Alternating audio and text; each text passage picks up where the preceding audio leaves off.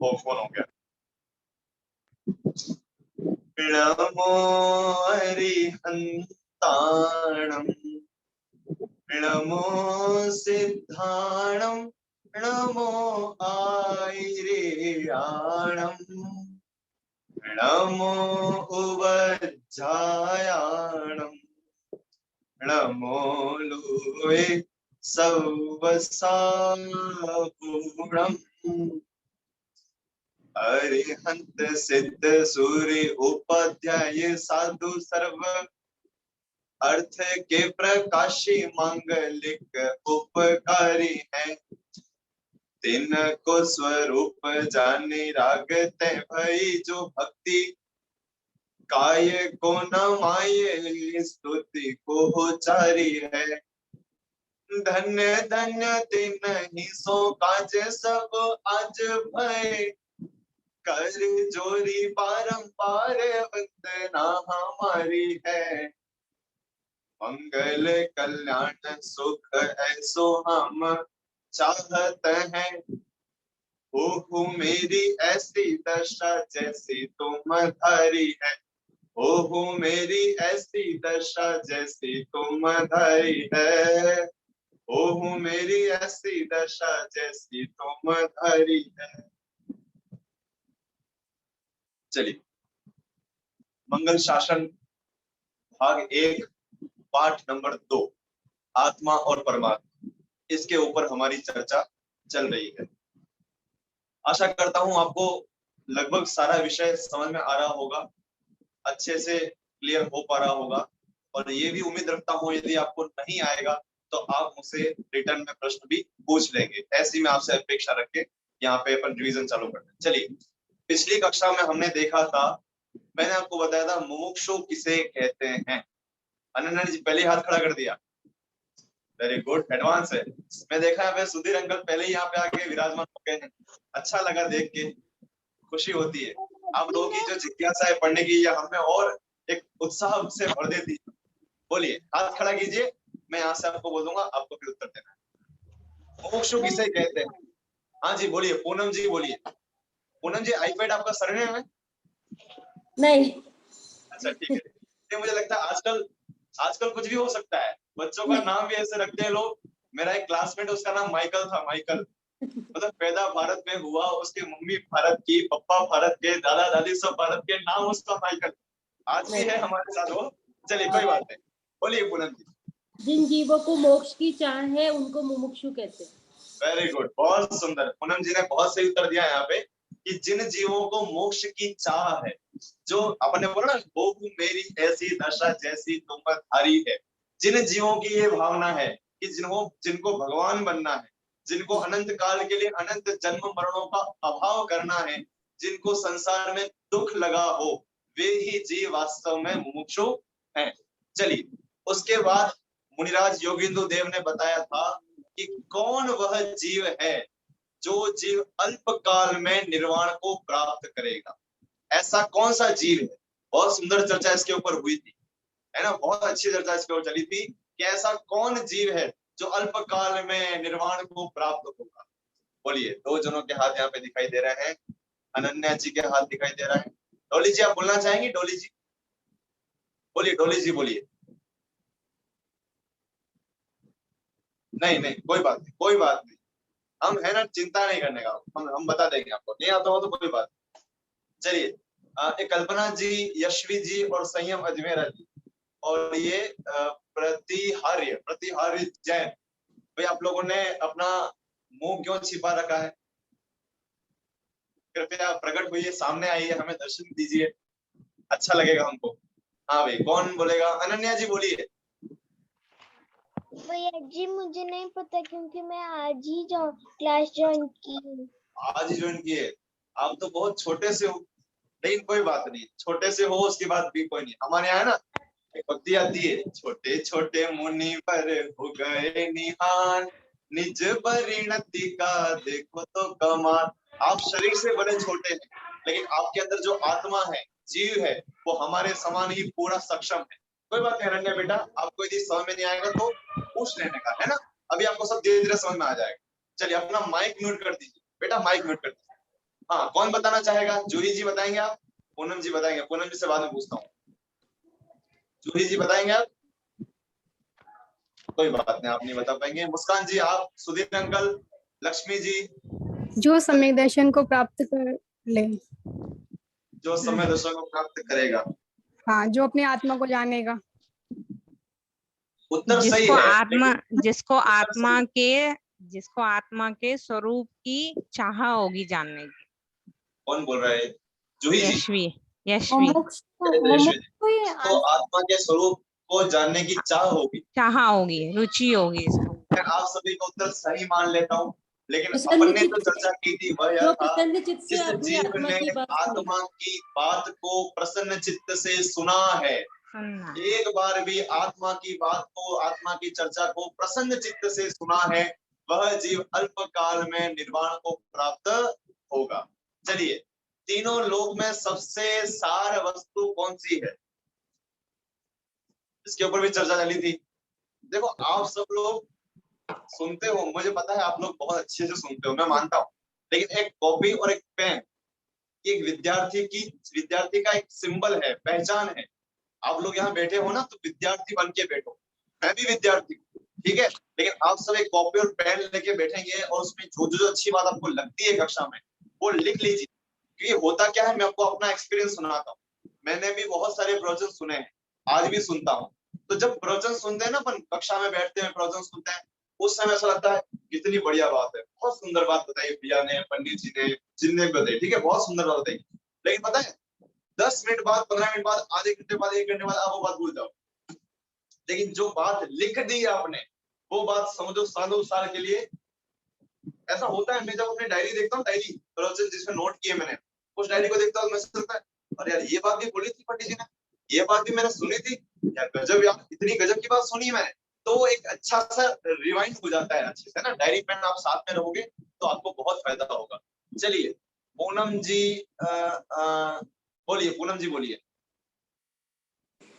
आत्मज्ञान ही सार है, वितराग विज्ञानता ही सार। जो 3 भुवन में आपने कह डाला का श्लोक बोला था, वो जी जी, इसी के वेरी ऊपर। गुड, बहुत सही, बहुत सही पूनम जी, बहुत अच्छा, बहुत अच्छा, खुशी हुई। आत्मज्ञान ही ज्ञान है, शेष सभी अज्ञान। छैडाला जी का एक छंद बोला था, 3 भुवन में सार वीतराग विज्ञान था। सार मतलब होता है उत्तम वस्तु। जो तीनों लोकों में सबसे उत्तम है, वह उत्तम वस्तु केवल और केवल अपनी आत्मा का ज्ञान है। क्यों है?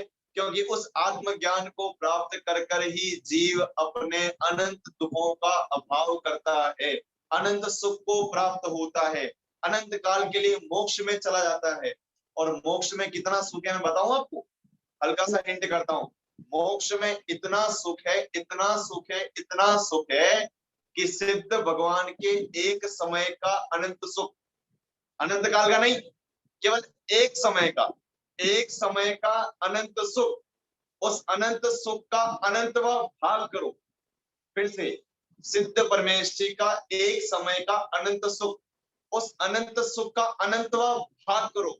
वो अनंतवा भाग कैसा होता है, इसको बताने में द्वादशांग के सारे शब्द भी कम पड़ जाएंगे, लेकिन बता नहीं पाएंगे कि इतना सुख है। आपको बात समझ में आती है? जैसे मैं आपसे पूछूं, आप लोगों ने सभी ने शक्कर तो चखी होगी, शक्कर आप सब लोग खाते होंगे, शक्कर है ना, कैसी होती है? मैं बोल देता हूं आपकी तरफ से, मीठी होती है।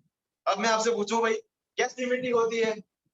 नहीं नहीं नहीं, अच्छी मीठी मीठी होती है, पर कैसी मीठी होती है मुझे बताओ आप, मीठी कैसी होती है? यानी गुड़ के समान मीठी होती है। तो गुड़ कैसा मीठा होता है? यानी गन्ने के समान होती है। यानी कैसा मीठा, मुझे मीठे को डिफाइन करो आप एक ही उत्तर दे पाओगे भैया, आप खुद चख लो, हमसे मगजमारी मत करो आप प्लीज, हमको परेशान मत करो आप। यदि आपको शक्कर का स्वाद जानना है तो आप चख लो, क्योंकि अनुभव जो चीज है ना, अनुभव, उसको आप बता नहीं सकते बोल के, लिख नहीं सकते। माँ का जो प्रेम होता है बच्चों के प्रति, वो कैसा होता है? माँ अपने बच्चों के कैसे प्रेम करती है? बुक में देख देख के, यूट्यूब पे वीडियो देखती होगी, अपने बच्चों को ऐसे प्रेम करना चाहिए है, अपने बच्चों को ऐसा रखना चाहिए। अरे कुछ नहीं देखना पड़ता, वो प्रेम अंदर से आता है।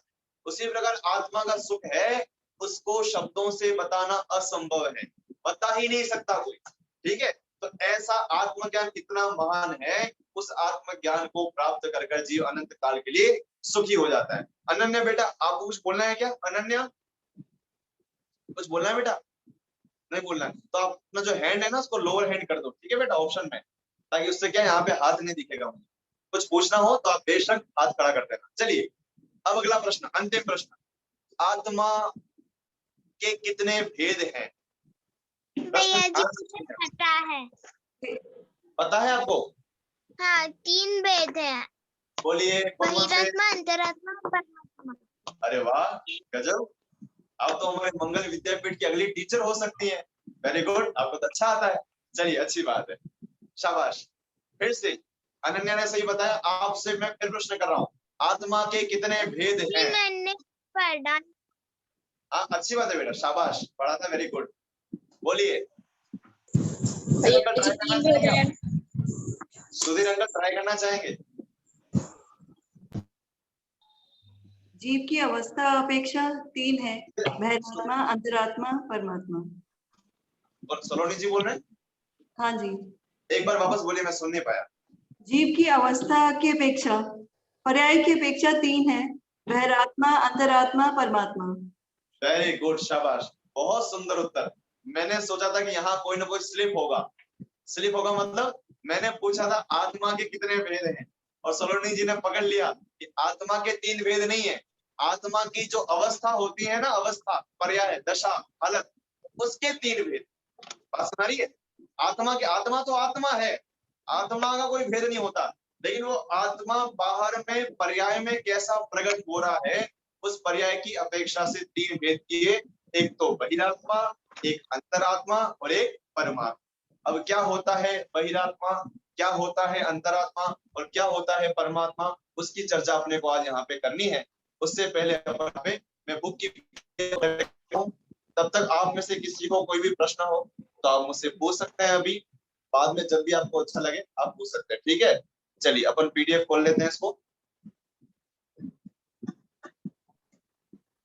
बहुत मजेदार विषय है साहब, जिनवाणी इतनी मजेदार है कि आपके समस्त दुखों का क्षय करने वाली है। डॉली जी कुछ बोलना चाहते हैं आप? आपने हाथ खड़ा किया हुआ है। डॉली जी कुछ पूछना है तो पूछ सकते हैं आप, ठीक है? ये पहले का ही था भैया खड़ा हुआ। अच्छा ठीक है, कोई दिक्कत नहीं, कोई दिक्कत नहीं। भैया जी आपने अभी क्या पढ़ाई अभी तक? कल वो सब बेटा आप चिंता नहीं करो, कल आपको सब मैं लास्ट बता दूंगा। हाँ अनन्या जी आप चिंता नहीं करिए बेटा, मैं आपको सब समझा दूंगा, सब बता दूंगा, क्या पढ़ाया, कैसे पढ़ाया, क्यों पढ़ाया, और जितना डिटेल में हो सकता है मैं आपको समझा दूंगा, ठीक है? उसकी चिंता मत करो आप। अभी क्या है, सब लोग अपने साथ में जुड़े हुए हैं ना, तो आप अभी हमारे साथ चलिए, जो भी होगा मैं आपको आगे समझा दूंगा। अरे यार एक सेकंड,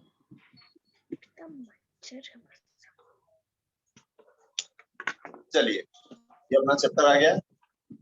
देखिए जोगिंद्र देव कहते हैं, हे प्रभाकर भट्ट, आत्मा को समझने की इच्छा तुम जैसे मुमुक्षु को ही होती है, जिसने चेतन स्वरूप आत्मा की बात प्रसन्न चित्त से सुनी। ये आगे ना बात, चेतन स्वरूप आत्मा की बात, आत्मा कैसा है? चेतन स्वरूपी है, ठीक है? और उस आत्मा की बात किससे सुनी? प्रसन्न चित्त। प्रसन्न चित्त का मतलब होता है हर्ष से, आनंद से, खुशी से, बिना किसी मन में दुख के, बिना किसी ऐसी सोच के कि चलो बैठ जाते हैं, आ जाते हैं यार, अब तो कोर्स ज्वाइन कर लिया है तो चलो यार अच्छा नहीं लगेगा, चलो बैठ जाते हैं, ऐसी सोच के साथ नहीं, थोड़ा ज्ञान बढ़ा लेते हैं, थोड़ा ज्ञान बढ़ाएंगे तो अपन अच्छा रहेगा, लोग अपने को धर्मात्मा जानेंगे, ऐसी सोच के साथ भी नहीं, चलो चलो पढ़ लेते हैं, एग्जाम में आएगा, एग्जाम में अच्छे नंबर नहीं आएंगे जी, पढ़ा नहीं तो फेल हो जाएंगे, ऐसी सोच के साथ भी नहीं, केवल आत्मा की बात प्रसन्न चित्त से, हर्षित होकर, आनंदित होकर सुनी है, वह अल्प काल में ही परमात्मा पद को प्राप्त करेगा, क्योंकि आत्मज्ञान के समान दूसरा कोई सार नहीं है। छेड़ाला की एक बहुत सुंदर पंक्ति आपको याद आ रही होगी, ज्ञान समान न आन जगत में सुख को कारण, इह परमामृत जन्म जरा मृत्यु रोग निवारण। ज्ञान के समान दूसरा कोई जगत में वस्तु नहीं है। अच्छा, ज्ञान कौन सा? आत्मज्ञान। आत्म शब्द लगा ना, कि ज्ञान दूसरा दुनियादारी का ज्ञान नहीं। आपको पता है इंजीनियर को भी ज्ञान है, डॉक्टर को भी ज्ञान है, कलेक्टर को भी ज्ञान है, बड़े बड़े अधिकारियों को भी ज्ञान है, लेकिन यहाँ पे ज्ञान के आगे शब्द लगा हुआ है आत्मज्ञान। आत्मज्ञान का मतलब यह है कि भले दुनियादारी की खबर हो, जैसे जगत में भी, जैसे जगत में क्या होता है भाई, एक व्यक्ति उसका कोई व्यापार है, ठीक है, उसका फॉर एग्जांपल सोने चांदी का व्यापार। अब फॉर एग्जांपल सोने चांदी का व्यापार है, उसको अपने सोने चांदी के व्यापार की तो कुछ खबर नहीं पड़ती है, और दुनियादारी की बहुत पता चलती हो। किराना में ऐसा सामान मिलता है, कपड़ा ऐसे क्वालिटी का आता है, स्टेशनरी ऐसे मिलती है, फलाना चीज ऐसे होती है, पाइप ऐसे आते हैं, फर्नीचर ऐसा होता है, इतने में आते हैं, इतने पड़ते हैं। खुद की दुकान का उसे खबर नहीं और दुनियादारी की पता हो, तो जगत में उसे कौन चतुर कहेगा, कौन होशियार कहेगा, है? सब उसे पागल ही कहेंगे। क्यों? क्योंकि जो मुद्दे की बात है, जो उसके काम की बात है, जिससे उसको लाभ और हानि होना है, उसे तो उसकी खबर नहीं, और बाकी दुनियादारी की बात जानता है, तो क्या काम का, है ना। उसी प्रकार यहाँ समझो, दूसरा इसी का दूसरा पक्ष देखो। एक कोई व्यक्ति है, जैसे उसको अपना जो व्यापार है सोने चांदी का, उसी की खबर पड़ती हो, बाकी दुनिया में कपड़े के व्यापार कैसे होता है, स्टेशनरी का कैसे होता है, किराना का कैसे होता है, उसका दूसरों का कैसे होता है, वो कोई नहीं पता चलता हो, हार्डवेयर का कैसे होता है, और दुनिया तमाम भर के दूसरे धंधे होते हैं, उनका खबर नहीं पड़ता हो। केवल अपना जो सोना चांदी है, वो कैसे लेना है, कैसे बेचना है, कितने में आता है, कितने में बेचना चाहिए, कितना नफा मिल जाएगा, वो सब बातें पता हो, तो उसको तो जगत में एक बार के लिए होशियार कह देंगे, समझदार कह देंगे, क्योंकि उसको जो मुद्दे की बात है वो उसे खबर है, ठीक है। तो यहाँ पे जो आत्मज्ञान है ना, ये मुद्दे की बात। यदि आपको ये बात नहीं पता है, तो आप जगत में कितने भी होशियार हो, अधिकारी हो, बड़े से बड़े अफसर हो, बड़े से बड़े बड़े पद पे हो, बड़ी जॉब हो, लेकिन आत्मज्ञान नहीं है, तो आप वास्तव में मोक्ष मार्गी नहीं हो सकते। आपको हम यहाँ पे ज्ञानी नहीं कहेंगे। अच्छा, ये पंक्तियां है ना, जिसने चेतन स्वरूप आत्मा की बात प्रसन्न चित्त से सुनी, वह अल्प काल में ही परमात्मा पद को प्राप्त करेगा। ये बात आचार्य पद्म नंदी, हमारे यहाँ एक मुनिराज हुए हैं, आचार्य हुए हैं, जिनका नाम है आचार्य पद्म नंदी। उन्होंने एक पद्म नंदी पंचविंशति जी नाम का शास्त्र बनाया, ठीक है। आचार्य पद्म नंदी और शास्त्र का नाम है पद्म नंदी पंचविंशति जी, ठीक है। उस शास्त्र में ये श्लोक का हिंदी अनुवाद है क्या, कि तत्प्रति प्रीति चित्तेन, प्रीति चित्तेन, प्रीति चित्तेन मतलब प्रीति चित्त से, प्रसन्न चित्त से, तत्प्रति प्रीति चित्तेन येन वार्तापि ही श्रुता निश्चितम भवित भव्यो भावी निर्वाण भज। इसका अर्थ ये है, जिसने अपने चेतन स्वरूप आत्मा की बात प्रसन्न चित्त से सुनी है। इसका मतलब यदि आपको पता करना हो ना कि हम मोक्ष में जाएंगे कि नहीं जाएंगे, हमारा निर्वाण होगा कि नहीं होगा, हमको अनंत सुख प्राप्त होगा कि नहीं होगा, हमारे अनंत दुखों का अभाव होगा कि नहीं होगा, तो आप चेक कर सकते हो कि आपको जिनवाणी की बात सुनने के बाद, आपको आत्मा परमात्मा का चैप्टर पढ़ने के बाद अंदर में हर्ष होता है कि नहीं होता है, मजा आता है कि नहीं आता है, आनंद आता है कि नहीं आता है। जैसे हम हमारी बात करें तो मुझे पढ़ाने में बहुत मजा आता है।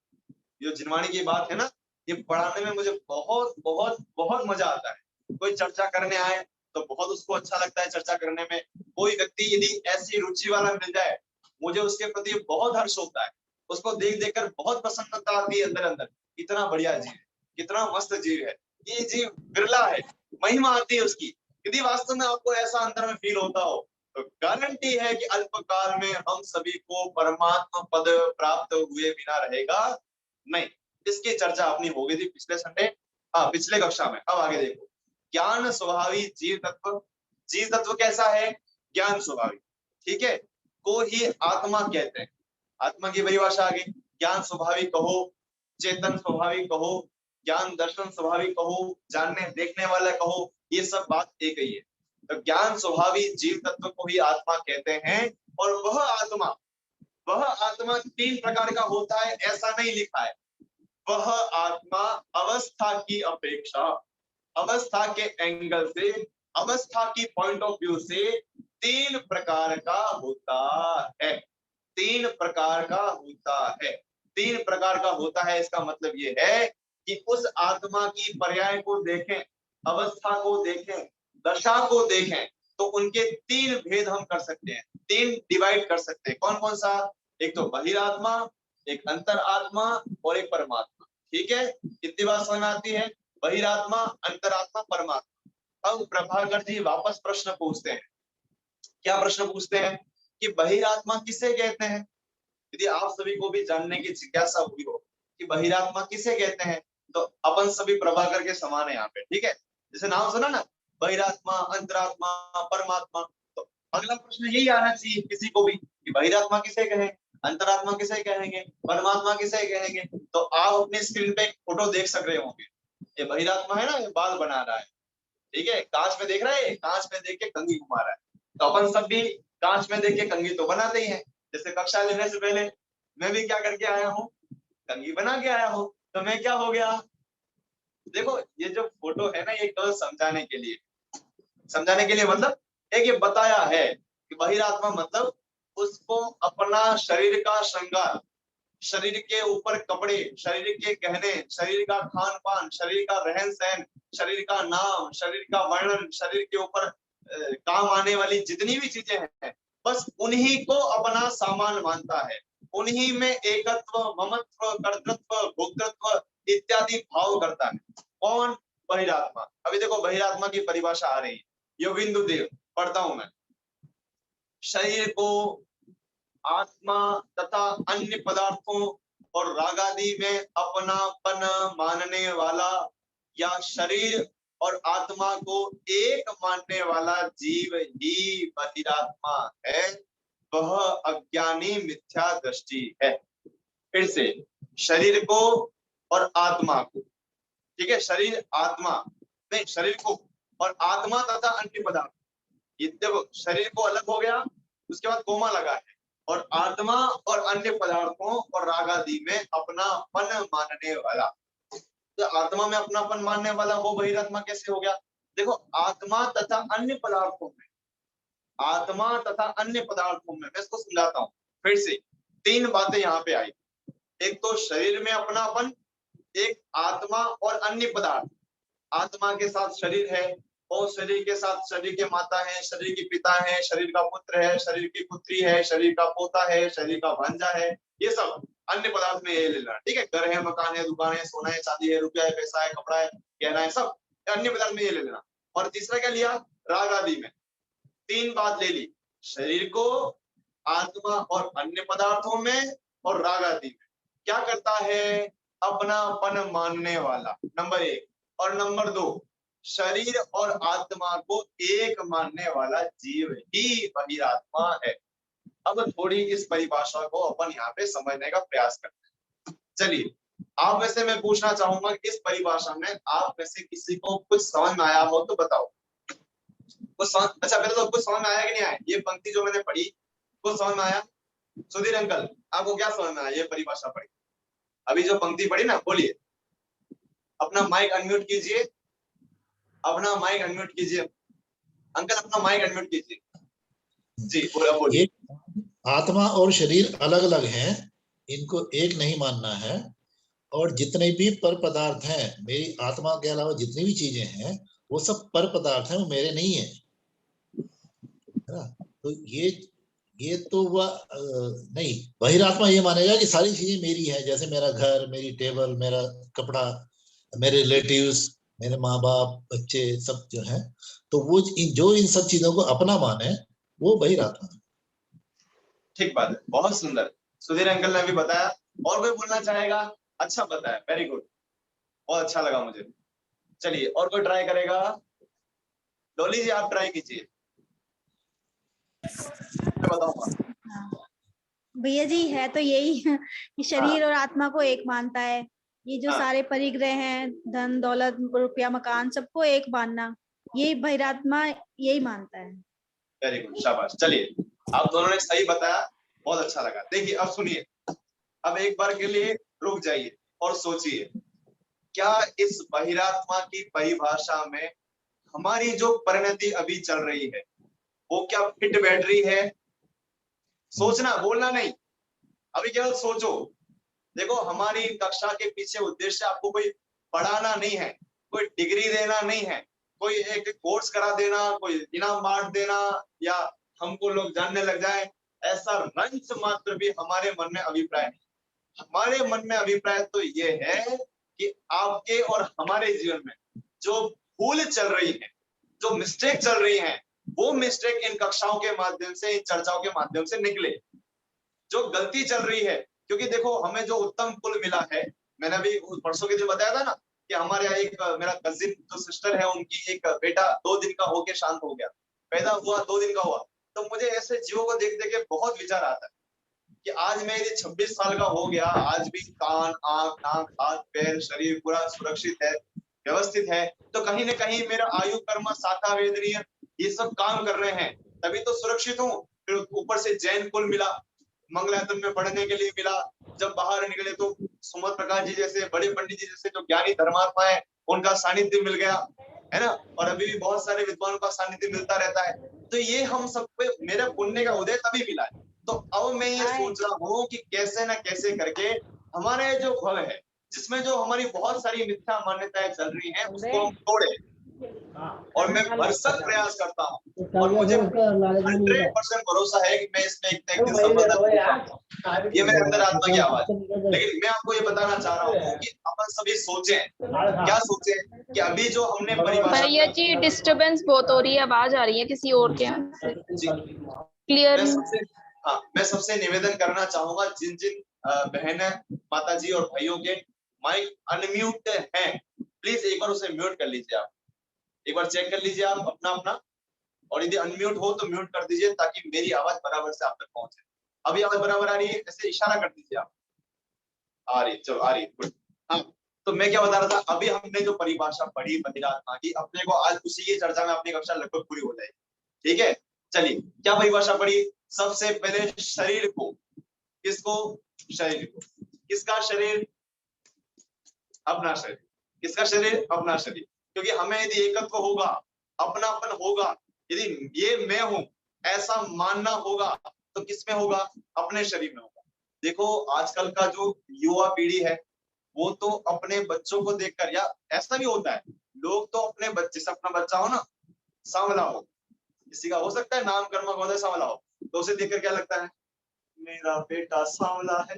कोई सी क्रीम मिलती हो तो बताओ भैया, पहले लगाए, कौन सा लगाए, इसको गोरा कर दे। कितना मतलब उसके गुणों को सुधारने का उपाय नहीं है, उसके अंदर तत्व ज्ञान के संस्कार डालने का, उसको पाठशाला भेजने का, उसको मंदिर भेजने का, अरे उसको अकलंग निकलंग बनाने का विकल्प तक मन में नहीं आता है। उल्टा यदि वो कहे कि मम्मी मुझे अकलंग जैसा बनना है, चुप रह, अकलंग बनेगा, सीए बन, डॉक्टर बन, अकलंग बनेगा, निकलंग बनेगा। मन कहते हो क्या मिला उनको? तू तो अपने सीए बनेगा, और तू इंजीनियर बनेगा, और तू सुन, तू कलेक्टर बनेगा। अगले निकलने में क्या रखा है? देखो फिर सोचना, बहिरात्मा की दृष्टि बाहर है तो अपने बच्चों को भी बाहर से देखता है ना, अपने शरीर को भी बाहर से देखता है। ये जो आपको कैमरे में दिख रहा है ना अभी, ये बाल बना के सफेद जब्बा पहन के आया, ये मैं नहीं हूँ, नहीं हूं मैं। और ये जो बोल रहा हूँ वो भी नहीं हूं मैं। आप जो बोलते हैं हिमालय भैया है, ये समय भैया है, ये फला भैया है, ये हम नहीं है। हम तो इससे अलग जानने देखने वाले तत्व। कदाचित ऐसा भी हो जाए, कैसा हो जाए कि हम तो आपको पढ़ा रहे हैं बहिरात्मा की परिभाषा, और अंदर में खुद बहिरात्मा बन के बैठे हुए। कैसे? हम देखो कितना बढ़िया पढ़ाते हैं, हमारी सब लोग तारीफ करते हैं। और हमारी कक्षा तो ऐसी होती है, पूछो मत। यूट्यूब पे लोग वीडियो मांगते हैं हमारी, तो ऐसा करते हैं। ये सब बहिरात्मा है, ये सब के सब बहिरात्मा की सोच है। हमें तो ऐसा चिंतन चलता है, जैसे हमारा जब प्रवचन भी होता है तो लोग आगे कहते हैं, हमारे घर में भी लोग कहते हैं कि आज प्रवचन में विषय अच्छा चला, आज आपने अच्छा समझाया, आज आपने अच्छा पढ़ाया। तो हम तुरंत जैसे गादी से उतरते हैं, तुरंत मन में एक क्लिक होता है कि इस वाणी का कर्ता मैं नहीं था, इस वाणी का जैसा भवितव्य था वैसा खिरी, मैं तो इस वाणी का केवल जानने देखने वाला, बस इतना सोचते हैं। ऐसा नहीं है। हाँ, देखो देखो तारीफ हो रही हमारी, देखो सब कितना बोल रहे हैं, अच्छा प्रवचन करते हो, अच्छा गाते हो, अच्छा बोलते हो। अरे हम नहीं है भैया, फिर सोचना ये बहिरात्मा में आपको पढ़ाता हूँ ना, तो मैं आपको सुधारने के लिए नहीं पढ़ाता हूँ। आप सुधरोगे नहीं सुधरोगे वो आपका भवितव्य, आपकी काल लब्धि। लेकिन यहाँ पर आकर मैं अपना निर्णय शुद्ध करता क्या कि मुझे बहिरात्मा नहीं बनना। तो बहिरात्मा का चिन्ह क्या बताया? शरीर को, नंबर 1 किसको? शरीर को। नंबर 2 आत्मा और अन्य पदार्थ, आत्मा और अन्य पदार्थ। जैसे आपने देखा है हमारे यहाँ घर में एक व्यक्ति है, हमारे जो नगर जहाँ पे मैं रहता हूँ वहां पे एक व्यक्ति है, उसका मकान बनाया, ठीक है उसने। अब मकान बनाया तो अब जब मकान बनाया तो नई फैसिलिटी का बनाया, करीब उसके मकान बनाने में 1.5 से 2 करोड़ रुपए का खर्चा है, ठीक है 2 करोड़ रुपए खर्चा है। अब उसने बाथरूम बनवाया, जो फ्रेश होने का शौचालय बनवाया, वो थोड़ा वेस्टर्न टाइप का महंगी टाइल्स लगवाई। अब जो भी आए लेटरिन में जाए, यार तुम्हारी लेटरिन बहुत बढ़िया है, बहुत अच्छा काम करवाया, बाथरूम बहुत जोरदार है, ओ भाई सब खुश हो रहे, सब तारीफ कर रहे हैं हमारे लेटरिन। मतलब देखो घर की तारीफ में अपनी तारीफ, और घर की भी कोई अच्छी वस्तु की तारीफ करता हो और खुश हो तो समझ में भी आए है, वो बाथरूम की तारीफ कर रहा है तो भले आदमी से खुश हो रहे। मतलब इस बहिरात्मा की सोच कितनी विकृत है, इसने परद्रव्यों में कितना तीव्र अपनापन स्थापित कर रखा है, जरा इसका अनुमान लगाइए आप। सोचिए यदि कोई आपसे कहे कि क्रोध मान माया लोभ बुरे हैं, मिथ्या तो बुरा है, हमें लगता है हाँ ठीक है, हाँ ठीक है। और कोई बोले तुम्हारे पास पैसा नहीं है, तुम तो बहुत निर्धन हो, तुम्हारे तो कोई पहुंच नहीं है, तुम्हारा तो कोई जानता नहीं है, तुरंत हमें लगता है अरे यार वास्तव में बात सही बोल रहे हो, हमें भी पैसा तो होना चाहिए पास में। और सब हमको लो स्टैंडर्ड वाले बोलते हैं, हम भी स्टैंडर्ड से रहेंगे, हम भी व्यवस्थित रहेंगे। अरे तुम क्या स्टैंडर्ड रहोगे, तुम क्या अच्छे से रहोगे? अच्छे से रहने का मतलब क्या है पता है? निर्ग्रंथ दशा, पीतरा की दशा, जन्म मरण का अभाव, जैनेश्वरी दीक्षा, ये है अच्छे से रहना, ये है हमारे जीवन का लक्ष्य। हमारे जीवन का लक्ष्य कोई विला खड़ी कर देना, कोई अच्छे महंगे कपड़े गाड़ियों में घूमना, ये कोई हमारा लक्ष्य नहीं है। इसमें तो बहिरात्मा खुश होता है, बहिरात्मा इनसे लोगों को बड़ा मानता है, हम नहीं मानेंगे बड़ा, ठीक है। तो क्या बात चलती है? अपने आत्मा को और अन्य पदार्थों में क्या लेना? अन्य पदार्थों में सब ले लेना, जो आंखों से दिखाई देता है, जिन पदार्थों से इसने अपना नाता जोड़ रखा है। आपने देखा है जैसे बुजुर्ग होते हैं, बुजुर्ग उनको अपने परिवार को लेके बहुत ही सेंटिमेंट्स होते हैं, मतलब इमोशंस होते हैं। तो बुआ की बेटी की पोती की ननद की भुजाई की फला की उनको इतना लंबा कनेक्शन याद रहता है, और इतना उनको नहीं हमारे बुआ की बेटे के मौसी की पोती की ननद है, वो हमको जानते हैं, हमको ऐसा है वैसा है, उनका इतना वो लंबा नेटवर्क। अरे भैया अब तो नेटवर्क समेटो है, अब तो आयु समेटने को है, अब तो ये पर्याय खत्म होने को है। लेकिन मैं तो ये बोल रहा हूँ जितनी इस जीव की उम्र बढ़ती जाती है उतना विषय कषायों से पदार्थों से विरक्त तो नहीं होता, उल्टा उसमें आसक्त होता है, धीरे धीरे आसक्त होता है। आपने वो पंक्ति सुनी है? काल की काली घटा प्रत्येक क्षण मंडरा रही, किंतु पल पल विषय तृष्णा तरुण होती जा रही, तरुण होती जा रही। तरुण मतलब होता है जवान, फ्रेश। क्या जवान हो रहा है? तरुण तृष्णा, विषय तृष्णा तरुण होती जा रही। जैसे जैसे आदमी बूढ़ा होता जा रहा है, शरीर बूढ़ा होता जा रहा है, मृत्यु का समय नजदीक आता जा रहा है, और यह जीव की जो विषय तृष्णा है वो प्रतिदिन और बढ़ती जा रही। मैंने दृष्टांत दिया था उस दिन फोन का, है आपने देखा है? आप जब एक फोन लाते हो, मेरा तो नियम है, अब जैसे नियम है ना, तो ये मैंने एक घड़ी खरीदी है ना, ये घड़ी जब मैंने खरीदी थी इसकी रेट थी 3500 रुपए, और मैंने खरीदी उसके 2 महीने बाद इसकी रेट हो गई 2500 है। अब मैं दुखी, मेरे यदि योग्यता दुखी होने की होगी तो मैं क्या करूंगा? अरे यार 1 महीना रुक जाता, अरे यार एक मेरा नियम है, जिस दिन मैंने कोई भी चीज ले ली उसके बाद कभी भी उसका जो नया पैटर्न आने वाला है, नया वेरिएंट आने वाला है, कुछ डिस्काउंट आने, मैं देखता ही नहीं। क्यों देखना? क्योंकि जब ले ली अब चेंज तो कर नहीं सकते आप, अब चेंज कर नहीं सकते, उसको देख देख के दुखी और होना। अरे 1 महीना रुक जाता, अरे यार दिवाली आ रही थी, अरे यार उसने उस दिन बुद्धि क्यों नहीं आई, जल्दी क्यों कर दी मैंने, फलाना ढेमका वेमका ऐसा वैसा। ये पता नहीं तुम्हारी घड़ी 2500 की मिल रही है, वो भी मुझे किसी और ने बताया। मैंने मिल रही होगी तो मिल रही होगी, अब हमें दुखी नहीं होना, अब हमें विकल्प नहीं करना। ऐसी जगत का कोई भी व्यक्ति यदि पर पदार्थों से तुम्हारा परिचय दे तो ऐसा मत सोचना कि मेरा परिचय दिया जा रहा है। कोई तुम्हें बोले तुम गोरे हो, अच्छे हो, तो ऐसा मत मानना कि तुम अपने लिए बोल रहे हैं। क्या आश्चर्य है, जगत में आचार्य भगवान सत्य महावर्त के धारी बीतरागी संत हमको भगवान कह के बुलाते हैं, हमें एक बार भी खुशी नहीं होती, उल्टा नींद और आ जाती है। प्रवचन में कोई यदि हमें भगवान कहे, परमात्मा कहे, क्या कहे तो ओम और जाए, नींद और आ जाए है। और यदि कोई तुमको बोल दे यार तुम तो यार कैटरीना कैफ जैसे दिखते हो, तुम तो यार शाहरुख खान जैसे दिखते हो, है क्या गजब है, तो हमको खुशी आ जाती है।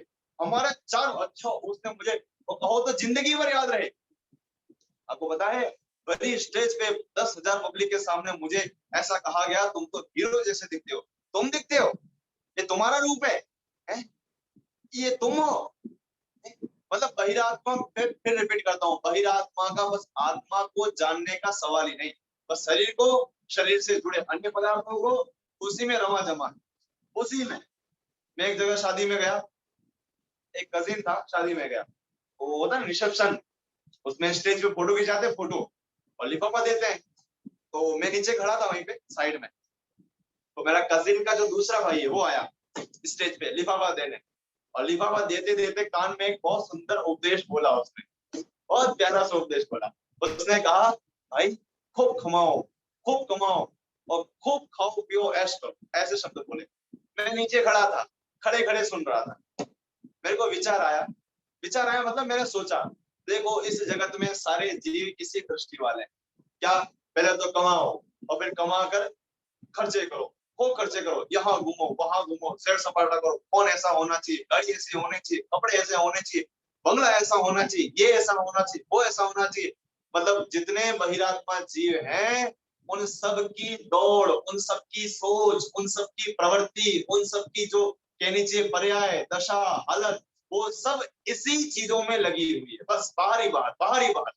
बहिरात्मा जो अपनी आत्मा के स्वभाव को भूलकर, अपने स्वरूप को भूलकर अपनी आत्मा को बाहर देखता है, यहाँ देखता है, वो मैं आत्मा, और मानता क्या है ये मेरा। फॉर एग्जाम्पल जैसे अभी कोरोना आया, फर्स्ट वेव आई, सेकंड वेव आई, ठीक है, बहुत सारे लोगों को कोरोना हुआ। आपको पता है हमारे यहाँ पे भी बहुत सारे लोग कोरोना हुआ, तो एक दादाजी कोरोना से नहीं मरे, ओह कोरोना हो गया मुझे, ऐसा सुना डॉक्टर के मुंह से और हार्ट अटैक आ गया और गए। कोरोना हुआ नहीं था उनको, बस कोरोना का भय हो गया, कोरोना हो गया और उनका हृदय गति रुक गई और मर गए, वो शांत हो गए। तो मैं आपसे पूछता हूँ कि उन्हें कोरोना ने मारा या कोरोना के भय ने मारा? और कोरोना का भय भी क्यों हुआ? कोरोना का भय भी इसलिए हुआ क्योंकि उनने ये माना कि मुझे हो गया कोरोना। यदि ऐसा मानते कि जो मैं तत्व हूं, जो मैं हूं, उसे कोरोना तो क्या दुनिया की तमाम बीमारी छू भी नहीं सकती, टच भी नहीं कर सकती। आज तक अनंत देह धारण कर चुका मैं, और उन अनंत देहों में अनंत बार अनंत रोग आकर चले गए हैं, लेकिन मेरे आत्मा के एक भी प्रदेश में कमी नहीं आई, एक भी गुण में कमी नहीं आई, एक भी शक्ति में कमी नहीं आई, एक भी परिणाम में कमी नहीं आई, किसी चीज में रुकावट नहीं आई। ऐसा अद्भुत तत्व हूं, लेकिन बहिरात्मा ये चीजें नहीं जानता। इसलिए कोई यदि शरीर में रोग हो जाए तो घबराना नहीं, बिल्कुल निश्चिंत रहना, उल्टा आनंद करना, मजे करना है। अभी जस्ट घटना है, मैं क्लास लेने आ रहा था, तो क्लास लेते लेते आ रहा था, सीढ़ी चढ़ रहा था, ठीक है, सीढ़ी चढ़ते चढ़ते मेरा पैर स्लिप हो गया और मेरी उंगली अभी दुख रही है। अब पता नहीं वो फ्रैक्चर है कि टूटा है, जो हुए, लेकिन मैं आनंद कर रहा हूँ। मैं फिर बोलता हूँ जितना आप सुनते हो उसको प्रैक्टिकल अप्लाई करने का प्रयास करो, तभी जीवन में शांति आएगी, तभी जीवन में सुख की प्राप्ति होगी। देखो हमने जिनवाणी सुनते सुनते हमारे बाल सफेद कर लिए, कितनों के तो चले भी गए, कितने लोग आयु पूरी करके चले गए, लेकिन जीवन ज्यों का त्यों बना रहा। तो हमने जिनवाणी सुनी कहाँ सुनी? सोचना शांति से। हाँ डोली जी मैं आपको बोलने का मौका दूंगा, एक सेकंड मैं देता हूँ मौका, है ना। तो मैं ये बोल रहा हूँ कि हमने जिनवाणी सुनी कहाँ, सुनी होती तो भयंकर से भयंकर दुख के प्रसंगों में भी समता धारण करते। तब तो है आपने, अब तो हम कहेंगे आपने जिनवाणी सुनी, आपने आत्मा और परमात्मा वाला चैप्टर सुना।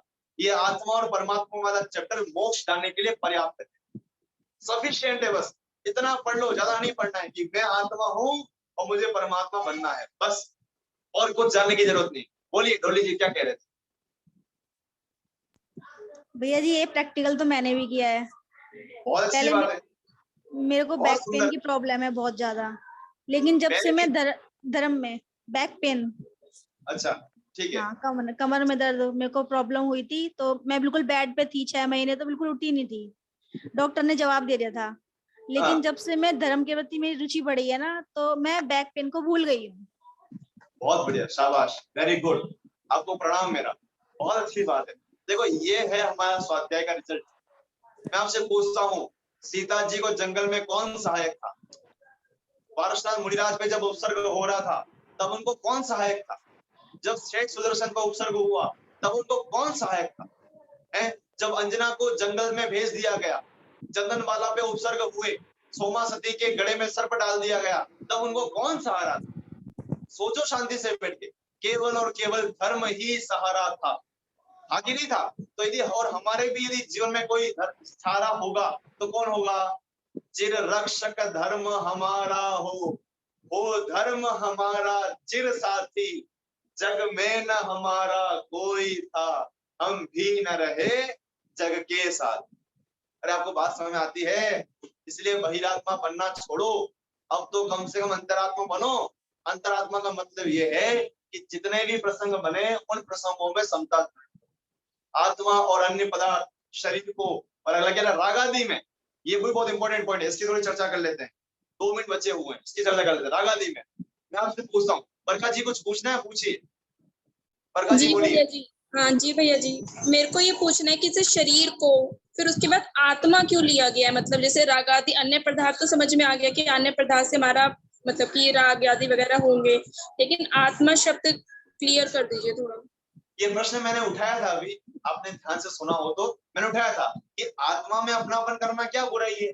लेकिन देखो शरीर को, उसके बाद कोमा लगा हुआ है और कोमा के बाद लिखा हुआ आत्मा और अन्य पदार्थ, मतलब आत्मा में अपनापन नहीं कर रहा है, आत्मा और आत्मा के साथ लगे हुए जो अन्य पदार्थ है ना, उनको एक कर रहा है। मिस्टेक वहां है, केवल आत्मा में अपनापन करे तो अंतरात्मा हो जाए, बहिरात्मा नहीं रहे, लेकिन वो आत्मा के साथ अन्य पदार्थों को जोड़कर अपनापन कर रहा है, ये मिस्टेक है। बात समझ आ रही है? जैसे अपनी वस्तु को अपना माने तो कोई दिक्कत नहीं। दृष्टांत, जैसे एक जोड़ी कपड़ा है, ठीक है, उसमें शर्ट मेरी है और पैंट किसी और की है, ठीक है, शर्ट मेरी है, पैंट किसी और की, लेकिन मैं दोनों को अपना मानू तो उसमें शर्ट भी तो है लेकिन पैंट तुम्हारी नहीं है ना, शर्ट है तो शर्ट को अपना मानो।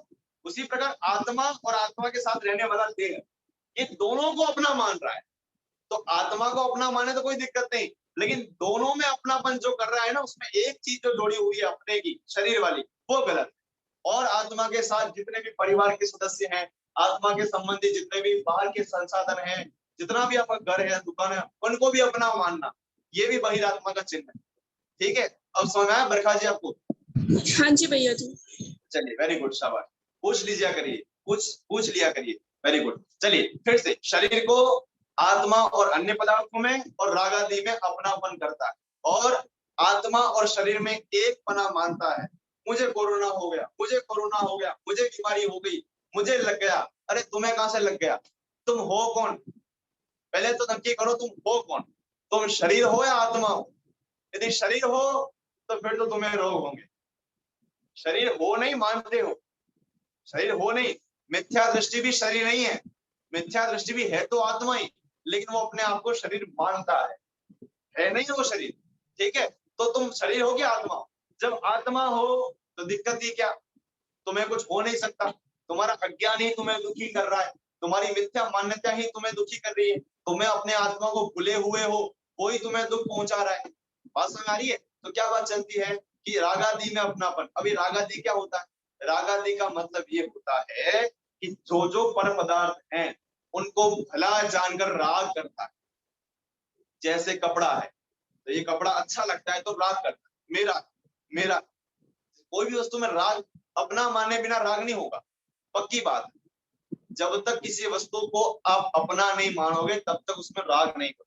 फॉर एग्जाम्पल, आप एक शोरूम में गए, ठीक है, फोन खरीदने के लिए गए, फोन खरीदने के लिए शोरूम में गए, ठीक है। आप मोबाइल, जो वहां का जो सेल्समैन है वो आपको तरह तरह के मॉडल दिखा रहा है, भैया जी ये फोन लीजिए सैमसंग का, भैया जी ये लीजिए एप्पल का, भैया जी ये लीजिए एमआई का, ऐसे ऐसे फोन दिखा रहा है, ठीक है। अब फोन दिखाते दिखाते क्या होता है, उसके हाथ से फोन चटक के नीचे गिर गया। फोन दिखा रहा था आपको, फोन दिखाते दिखाते उसके हाथ से फोन छूट गया, और वो फोन छूटकर नीचे गिर गया, और नीचे गिरने के बाद उसका जो जितना भी ऊपर का क्या स्क्रीन थी, वो स्क्रीन टूट गई। आपको कितना दुख होगा? अच्छा ठीक है, नहीं हो रहा तो चलिए पक्की बात। अब सुनिए, आपको एक फोन पसंद आया, ठीक है, पक्की बात है, पसंद आ गया, आपने वो फोन ले लिया, उसके पैसे जमा कर दिए, ठीक है।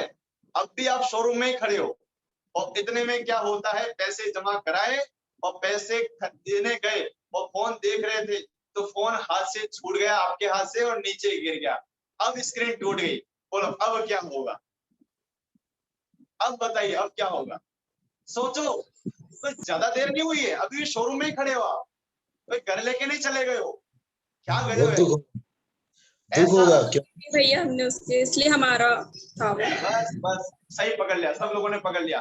फोन वही है, लेकिन फोन में राग हो गया, और राग क्यों हो गया? क्योंकि उसे अपना मान लिया। पॉइंट पकड़ में आ रहा है? जब तक आप पर वस्तुओं को अपना मानते हो तब तक उसमें राग होता ही होता है। जब आप उसे अपना मानना छोड़ दोगे तो राग भी छूट जाएगा। ये शरीर आपने अपना मान रखा है, ये शरीर ना, शरीर इसको आपने अपना मान रखा है, इसलिए इससे राग होता है। यदि आप इसको अपना मानना छोड़ दें, इसको पड़ोसी मानना स्वीकार करें, जैसे आपके पड़ोस में चोरी होगी, एग्जाम्पल है, आपके पड़ोस में चोरी हो गई, ठीक है, तो आप जाओगे पड़ोसी के यहाँ, आपको भी दुख होगा, दुख तो होगा, ऐसा तो नहीं है बढ़िया हो गई तेरी चोरी हो गई, ऐसा तो है नहीं, आपको भी दुख होगा कि भैया बुरा हुआ, भैया चोरी हुई, अरे कैसे हुआ, ऐसे नहीं होना चाहिए था, बहुत बुरा हुआ। लेकिन मैं आपसे फिर पूछता हूँ कि पड़ोसी के यहाँ चोरी हो और अपने यहाँ चोरी हो, दोनों के चोरी में दुख होता है, लेकिन दोनों के दुख में अंतर है कि नहीं? बोलो है कि नहीं है? है ना? क्योंकि पड़ोसी के सामान को आपने अपना नहीं माना, दुख तो है लेकिन अपना नहीं माना, तो हुआ होगा अब तो ऐसी होनहार थी, ऐसे केवल ज्ञान में देखा था, वहां पे आप प्रवचन करोगे, लेकिन जब वो आपके साथ घटित होती है तब वो प्रवचन की पंक्ति याद आना, अरे तन धन को साथी समझा था पर ये भी छोड़ चले जाते, जग में जिसको निज कहता मैं वह छोड़ मुझे चल देता है, मैं आकुल व्याकुल हो लेता व्याकुल का फल व्याकुलता है। ये पंक्ति तब याद आए, तब तो है मजा, तब तो है दम, तब तो है तत्व ज्ञान की आपकी परीक्षा। अब जैसे हमको पढ़ा रहे ना अभी, तो ये परीक्षा लेंगे आप, तो मैं उस परीक्षा को परीक्षा नहीं मानता हूं, मैं किसे परीक्षा मानता हूं पता है? आपके सामने जब पाप का उदय खड़ा होगा, हाँ अंकल जी, मैं आपसे पूछता हूँ, सुधीर अंकल मैं आपसे पूछता हूँ, हाँ, जब आपके सामने उदय खड़ा होगा पाप का, प्रतिकूलता का, और उस प्रतिकूलता के उदय में भी आप दुखी नहीं होगे, आप तत्व ज्ञान को धारण करके समता को धारण करोगे, शांति को धारण करोगे, अपनी आत्मा को जानने का प्रयास करोगे, मुनि भगवंतों की याद करके उनकी स्तुति करोगे, उनके प्रति भक्ति करोगे, समझ लेना आपने मंगल विद्यापीठ की परीक्षा पास कर ली। वो है परीक्षा। ये क्या परीक्षा है? कागज में पेपर दे देना और 100 नंबर ले आना, उसमें दम क्या है? दम तो तब है जब जीवन में वैसे बनाव बने और उन बनावों में आप आकुलित ना हो, तत्व ज्ञान को धारण करें। बोलिए सुधीर अंकल। मेरा धर्म और मेरा देश, हाँ, इनको अपना माने कि नहीं माने? सॉरी सुनाई दे भाई। मेरा धर्म जी और मेरा देश, हाँ, इनको अपना माने या नहीं माने? बहुत सुंदर प्रश्न है, बहुत सुंदर प्रश्न है। अपना माइक म्यूट कर दीजिए, मैं समझाता हूँ। मेरा धर्म और मेरा देश, इनको अपना माने कि नहीं माने? देखिए, मैं आपसे कहता हूं, आप टेबलेट लेते हैं, टेबलेट, दवाई लेते हैं, दवाई, ठीक है, तो दवाई लेते हैं, आपके मन में क्या चलता है, दवाई अच्छी है कि बुरी है? आपको क्या लगता है? दवाई बुरी है, नहीं लेनी चाहिए, लेकिन फिर भी लेते हो कि नहीं लेते हो? देखो, मन में कुछ और है, फिर समझना, मन में कुछ और है, लेकिन उसके बाद भी बाहर में वैसी चीजें चल रही होती, ठीक है। जैसे फॉर एग्जांपल, आपको कोई बीमारी होगी, ठीक है, बीमारी होगी, अब बीमारी हो गई, तो बीमारी होने के बाद आप किसी हॉस्पिटल में गए, बड़े हॉस्पिटल में, और वहां पे आपका इलाज चला, इलाज हुआ, इलाज बहुत अच्छा हुआ, आप ठीक होके वापस आ गए। आपने कहा किसी को, ये हॉस्पिटल बहुत अच्छा है, आपने क्या कहा, ये हॉस्पिटल बहुत अच्छा है, तो ठीक है, आपको वापस भर्ती करा देते उसके अंदर, अच्छा है ना, चलिए आपको खर्चा मैं दूंगा। देखिए फिर समझना, आप बोलते कुछ और हैं लेकिन मानते कुछ और हैं। जगत में आपके यहाँ मेहमान आते हैं तो क्या बोलते हैं, आइए, आपका ही घर है। दुकान पे ग्राहक आते हैं तो क्या बोलते हैं, आइए साहब, आपकी ही दुकान है। बोलते हैं लेकिन वैसा मानते नहीं है। उसी प्रकार सम्यक दृष्टि ज्ञानी जी, मुनिराज भी ऐसा कहते हैं, जिन धर्म मेरा है ना, ये देश मेरा है। सम्यक दृष्टि भी बोलता है, सम्यक दृष्टि सेना में भर्ती हो जाएगा तो क्या ऐसा बोलेगा, हे पाकिस्तानियों के, हे पाकिस्तानी देश में रहने वाले सभी भक्त जीवों, कृपया कर हमें हिंसा के भाव मत कराओ, हमें मजबूरन गोली चलानी पड़ेगी, ऐसा थोड़ी बोलेगा। अरे सम्यक दृष्टि तो बोलेगा, खबरदार यदि मेरे देश की सीमा में कदम भी रखा तो। देखो, बोल मेरा देश रहा है, लेकिन मानने में तो मिथ्यात्व है, नहीं मान सकते आप। मेरा देश, अरे एक अणु मात्र भी अपना नहीं है, एक अणु, एक परमाणु भी अपना नहीं है, तो पूरा देश मेरा कैसे हो सकता है? ये देश किसका हुआ? मैं आपसे पूछता हूँ, इस देश में महाराणा प्रताप आए, अकबर आया, मोहम्मद गोरी आया, पृथ्वीराज चौहान आया, अलाउद्दीन खिलजी आया, ऐसे ऐसे हजारों, चंद्रगुप्त मौर्य, चाणक्य, अशोक, न जाने कितने कितने शासक आए, सबने क्या कहा, ये देश मेरा है, ये धरती मेरी, ये भारत मेरा है। लेकिन मैं आपसे पूछता हूँ, ये देश किसका हुआ? हुआ किसी का? ये धरती हुई किसी की? आप जिस आज घर में रह रहे हो, 50 साल पहले वो घर किसी का और का था, मतलब वो जगह किसी और की थी, और आने वाले 50 साल बाद वो जगह किसी और की हो जाएगी, अपनी कहाँ हुई? ऐसे ये देश अपना मानना भी मिथ्यात्व है। कहने में कोई आपत्ति नहीं, लेकिन अपना मानना ये योग्य नहीं। बोलो, और निचली भूमिका में जब तक अपन परिग्रह का त्याग नहीं हो जाता, तब तक अपना भी मान। मैं भी बहुत बड़ा देशभक्त हूँ, टेंशन मत लीजिए, मुझे अपने देश को लेकर बहुत फीलिंग्स है, लेकिन अंदर ही अंदर ये बात भी जानता हूँ कि जब एक अणु भी अपना नहीं है तो पूरा देश मेरा कैसे हो सकता है? बोलिए पूनम जी, क्या पूछना है? भैया, जैसे अपन अभी चर्चा कर रहे हैं, शरीर और आत्मा को एक मानते हैं, वो बहिरात्मा है, पर जब भी हमारे ऊपर कुछ विकट परिस्थिति आती है, कुछ भी ऐसा बनता है प्रकरण, तब हम वैसा भेद ज्ञान नहीं कर पाते कि नहीं, शरीर में पीड़ा हो रही है, मुझ में नहीं हो रही है, वैसा नहीं होता। कईयों बार ऐसा करके देखा है, उस टाइम तो अपने को परिणाम खराब होते ही होते हैं। बहुत बढ़िया, बहुत बढ़िया, ये प्रश्न मेरा भी था। आप लोग कोई बोर तो नहीं हो रहे? तो कक्षा का टाइम पूरा हो गया है, मैं बस ये पूनम जी का अंतिम प्रश्न लेकर यहाँ चर्चा को विराम करूंगा, ठीक है। चलिए, मैं, पूनम जी ने प्रश्न किया कि भैया आपने कहा वो बात सब सच, लेकिन अभी क्या है, हमारे पेट में अनाज है, सर के ऊपर पंखा चल रहा है, कोई बीमारी नहीं है, अनुकूलता है, सब प्रकार से व्यवस्थित है, तो आत्मा की चर्चा करने में जाता ही क्या है? सुनने में जाता ही क्या है? लेकिन जब प्रतिकूलता आती है, उस समय हमारे परिणाम कैसे दृढ़ रहें, कैसे स्थिर रहें, हम अपने उस समय दुख को कैसे कम करें, ठीक है, इसका उत्तर मैं आपको देता हूं। देखिए, कर्णानियोग है ना, कर्णानियोग, वो क्या कहता है, वो ये कहता है, 4 प्रकार की कषाय बताई, अनंतानुबंधी, अप्रत्याख्यानावर्णी, प्रत्याख्यानावर्णी और संचलन, ठीक है। जब जीव को पाप का उदय आता है तो सबसे ज्यादा उसको दुख, पॉइंट पकड़ो, जैसे शरीर में आपको बुखार आया, ठीक है, तो तेज बुखार आया, तो आपको लग सकता है मैं आत्मा हूं, मैं आत्मा हूं, मैं आत्मा हूं, लेकिन एक न एक टाइम लगेगा, अरे यार आत्मा हूं, बात सही है, लेकिन अभी स्पीड सही नहीं जा रही है, अभी बिल्कुल अच्छा नहीं लग रहा है, कुछ अच्छा लग रहा है, दुख दूर हो, उस समय ऐसा लगता है, ठीक है। तो जब अपन जान रहे आत्मा, तो अपना दुख दूर क्यों नहीं हुआ, अपनी पीड़ा कम क्यों नहीं हुई?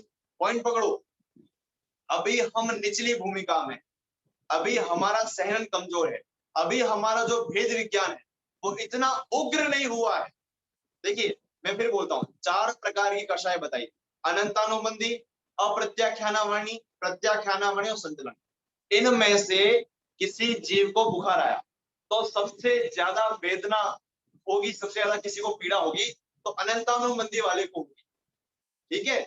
उससे कम वेदना किसी को होगी तो अप्रत्याख्यानावर्णी को होगी, उससे कम वेदना होगी तो प्रत्याख्यान वाले को होगी, और सबसे कम वेदना होती है संचलन वाले को। देखो मुनिराज को भी बुखार आता है, 5वें गुणस्थान वाले को भी बुखार आता है, 4थे गुणस्थान वाले को भी बुखार आता है, और पहले गुणस्थान वाले को भी बुखार आता है, लेकिन सबके बुखार में अंतर है। मुनिराज को 104 डिग्री का बुखार आया, 5म गुणस्थान वाले शावक को 104 डिग्री का बुखार आया, सम्यक दृष्टि को 104 डिग्री का बुखार आया, और मिथ्या दृष्टि को भी 104 डिग्री का बुखार आया। लेकिन सबसे ज्यादा पीड़ा मिथ्या दृष्टि को होगी। क्यों होगी? एक तो उसके अनंतानुबंधी कषाय मौजूद है, उसे देह में तीव्र एकत्व है, देह में इतना एकत्व है कि देह की जरा सी प्रतिकूलता उसे अपनी लगती है, देह में इतना रच पच गया है, इतना एक में हो गया है कि 24 घंटे उससे देह देह देह देह, एक सेकंड को भी ऐसा लगता ही नहीं कि देह कोई अलग होगी, मुझे लगता है देह ही मैं हूँ, देह के बिना मैं कहाँ रहूंगा, उसे ऐसा लगता है देह ही मैं हूँ। इसलिए उसको देह में प्रतिकूलता आने पर सबसे ज्यादा पीड़ा होगी। सम्यक दृष्टि को जो 4थे गुणस्थान वाला है उसको भी 104 डिग्री का बुखार आया, लेकिन उसे ऐसा भेद विज्ञान हो चुका है कि यह देह मैं नहीं हूं, तो मिथ्या दृष्टि से तो कम वेदना होगी, लेकिन मुनिराज और 5वें गुणस्थान वाले से ज्यादा वेदना होगी, क्योंकि उसका भेद विज्ञान तो है, लेकिन मुनिराज की तुलना में और 5वें गुणस्थान वाले की तुलना में भेद विज्ञान कम है, ठीक है। 5वें गुणस्थान वाले को 104 डिग्री का बुखार आया तो उसको 4थे गुणस्थान वाले से कम वेदना होगी, लेकिन मुनिराज से ज्यादा वेदना। क्यों? क्योंकि उसके अभी प्रत्याख्यानावर्णी कर्म का उदय है, उसको अप्रत्याख्यान संबंधी दर्द नहीं होगा, अनंतानुबंधी संबंधी दर्द नहीं होगा, तो किस संबंधी दर्द होगा? एक तो प्रत्याख्यान और एक संचलन, इन संबंधी वेदना होगी 5वें वाले, ठीक है। तो उसका भेद विज्ञान और ज्यादा है, इसलिए उसको पीड़ा और कम होगी। और जो मुनिराज हैं उनको न अनंतानुबंधी है, न अप्रत्याख्यानावर्णी है, न प्रत्याख्यानावर्णी है, तो उनको भी 104 डिग्री का बुखार आया, लेकिन सबसे कम वेदना मुनिराज को होगी, क्योंकि उनका भेद विज्ञान उतना ही ज्यादा उग्र है। तो डिपेंड करता है आपके ऊपर कि आपका भेद विज्ञान कितना ज्यादा है। भेद विज्ञान ज्यादा होगा तो दर्द कम होगा, भेद विज्ञान कम होगा तो दर्द ज्यादा होगा। आपको पूनम जी बात समझ में आ गई? जी भैया, ऐसा सुनने के बाद समझ आती है, पर जब करने का मौका आता है तब प्रैक्टिकल में करने में बहुत होगा होगा वो भी होगा, चिंता नहीं करिए, होगा, बिल्कुल होगा। अरे हमको नहीं होगा तो किसको होगा? तत्प्रति प्रीति चित्ते ना, हमने प्रसन्न चित्त से आत्मा की बात सुनी है, तो हमारे दुख दर्द दूर नहीं होंगे तो किसके होंगे? ठीक है। और किसी को कोई प्रश्न हो तो पूछ सकते हैं, नहीं तो अपन आज की कक्षा को यही पूरी करते हैं। चलिए, बहुत अच्छा लगा आप लोगों के साथ मिलकर। किसी सबको सब स्वस्थ हैं, किसी को कोई तकलीफ तो नहीं है? तकलीफ हो तो भैया मैंने मंत्र दे दिया है, ठीक है। अपने को आत्मा देखना, अपने को चेतन स्वभावी देखना, इस देह को पड़ोसी देखना, इस देह में कोई भी बीमारी आए तो मेरे अंदर नहीं आई है ऐसा मानना, मैं इससे अलग हूँ, भिन्न हूँ, त्रिकाली हूँ, ध्रुव हूँ, ज्ञायक हूँ, बीमारी का जानने वाला हूँ, ज्ञायक। ये मैंने व्यक्तिगत अनुभव किया है, व्यक्तिगत आपको दावे के साथ कह सकता हूँ। मैंने बहुत बार हाथ जले हैं, बहुत बार कमांड के अंदर आते ना, जब कमांड के अंदर हाथ आ जाता है वो आया हुआ है, बहुत बार चोटें आई हैं, बहुत बार सर में लगा है, लेकिन जब जब जब मैंने अपने ज्ञायक को याद किया है, मैं ज्ञायक, उस समय के लिए बहुत सारा दर्द तुरंत कम होता है। पेन किलर है, पेन किलर ज्ञायक। आप ज्ञायक को याद करो, मैं ज्ञायक, इतना याद कर दे आपका दर्द कम नहीं हो जाए तो मुझे बताना, करके देखना प्रैक्टिकल। मैंने किया है, इससे बता रहा हूँ, मेरे पिताजी ने किया है, मैंने किया है, और हम दोनों ने अपने दर्द में बहुत सारी कमी देखी है। इसलिए मैं आपको कहता हूँ कि आपको यदि कोई भी प्रतिकूलता है, एक बार के लिए आप सोचोगे मैं ज्ञायक हूँ, तो आपका दर्द इंस्टेंट कम हो जाएगा। मैं जानने देखने वाला हूँ, मैं ज्ञायक हूँ, मुझे नहीं हुआ है। और जब ऐसा विचार करोगे तो ऑटोमेटिकली साता वेदनी इतनी बंधेगी कि एक ना एक टाइम वो साता वेदनी जब उदय आएगी तो असादा वेदनी का उदय दूर हो जाएगा। ठीक है, तो इस प्रकार अपनी आज की चर्चा पूरी होती है। आज भी थोड़ा समय ज्यादा हो गया, मैं क्या क्षमा मांगू आपसे, क्षमा कर देना, थोड़ा समय ज्यादा हो गया। ठीक है, अभी यही चर्चा पूरी करते हैं। एक साथ बोलिए जय जिनेंद्र, जिनवाणी स्तुति संक्षिप्त में जिनवाणी स्तुति। हे जिनवाणी भारती तो ही जपो दिन रहे, जो तेरी शरणा गए सो पावे सुख चैन। जावाणी के ज्ञान से सूझे लोकालोक, सो वाणी मस्तक नमो सदा देता हूँ ढोक। नमोकार मंत्र।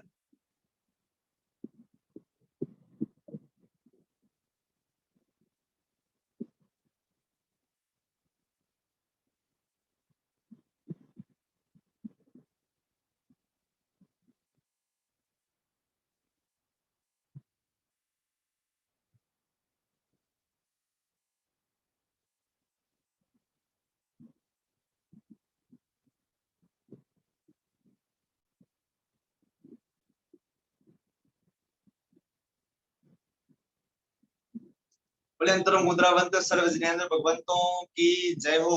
नित्य बोधे तरण तारिणी परम उपकारी द्वादशांग में जिनवाणी माता की जय हो। परम दिगंबर वनवासी भावलिंगी संतों की जय हो। सत्य सनातन दिगंबर जैन धर्म की जय। इस प्रकार अपनी कक्षा यहीं पूरी होती है। आप सभी को जय जिनेंद्र। अपना ध्यान रखें, जय जिनेंद्र। स्वाध्याय करते रहें, आराधना करते रहें। यही एकमात्र दुखों से बचने का उपाय है। दूसरा कोई उपाय जगत में दुखों से बचने का नहीं है। इसी मंगल भावना के साथ जय जय जिनेंद्र। जय जिनेंद्र। जय